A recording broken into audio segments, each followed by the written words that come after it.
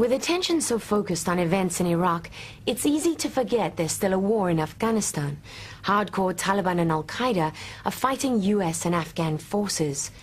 What you don't normally see are the hidden battles being waged by American Special Operations troops, like the US Navy SEALs. Tonight, you'll see the team of Navy SEALs that's captured or killed more terrorist leaders in Afghanistan than any other unit.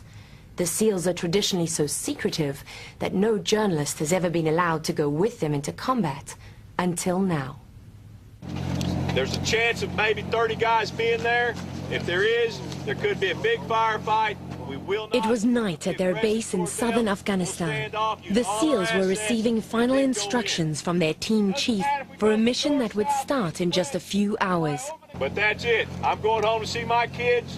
You guys are going home to see yours. We're not going to... Their plan was to go after a mid-level Taliban commander, but new intelligence had just come in that compelled them to switch targets at the last minute. A possible location for this man, Rosie Khan, the most powerful Taliban commander in the south of the country. The SEALs knew he was the man financing and recruiting Taliban and Al-Qaeda fighters and bringing them over the border from Pakistan. We flew in with army pilots from the National Guard right into the heart of the Taliban insurgency. 1 minute! As we approached, people in the village would be able to hear the pounding chopper blades, so the SEALs prepared to take fire and braced for impact. The SEALs immediately surrounded the village to stop anyone trying to escape into the nearby mountains. We got any update from the Apaches? The team commander was in radio contact with his men. I want to get a couple of snipers up on the high ground there and there just to look down. I see a guy up on the mountain there. What's that? I see a guy 12 o'clock from me, just up the hill, about 100 meters up the hill. He's walking up the hill. They'd spotted a lone man heading away from the village, but no one knew then if he was the person they were after. The Apaches dropped flares to mark the man's position. We've got to get him. That's probably him. All forces, it's important that you hold your positions at this time. We're going to take him out with the Apaches. But before the team commander could give that order, he lost contact with the Apaches, so the SEALs on the ground returned fire and killed him. What can you tell us about the man who's down? The man that's down right now appears to be the primary target. What would it mean if you really did have this guy? It would be huge. It'd be really huge. We've been looking for this guy for 2 years. And Boat 5-1, you can start... The SEALs moved through the village, expecting further resistance. Mitigate risk as much as possible. If we need to shoot that compound, you let us know. We can do it with the Apaches. But use offensive frag grenades, use whatever you need, but don't walk into an ambush, over. Their job is to root out enemy fighters from the innocent people in the village. But any time they're fired upon, the SEALs automatically detain all the men. They're not cuffed. They're not cuffed. Call some guys up and get them in here. They ain't been cuffed, they ain't been searched. Some of them are cuffed, some are not. I want them all cuffed. They shot at us. Whenever they shoot at us, we cuff them. An assault team secured each house, but they didn't find any other fighters. By now, the SEALs had brought the dead body down from the hill. What's the tattoo? Looks like our man. He had 6 frag grenades on him. He had 6 AK-47 mags on him. He had, I think, a 9mm pistol. He had $10,000 US. And then he's got a stack about half an inch thick of Pakistani rupees. And that is an extreme amount of money in this type of environment. In an isolated little village in the middle of nowhere like this. Have you been able to identify him? Yes, we've identified him. We found letters on his person that were addressed to the exact individual that we were targeting. We feel 99% that this has to be him. Rosie Khan had become a legendary outlaw in southern Afghanistan, where American forces had been hunting him for more than 2 years, but he'd always managed to escape. The SEALs said the death of Rosie Khan would cripple enemy operations in this part of the country. When you come to take down a target like this, do you ever wonder if you're going to find someone else like Osama bin Laden? Oh, that'd be sweet. Yeah, you always think about that. You think you're going to get lucky. You come in, you bust in, there's UBL hanging out, and You catch him.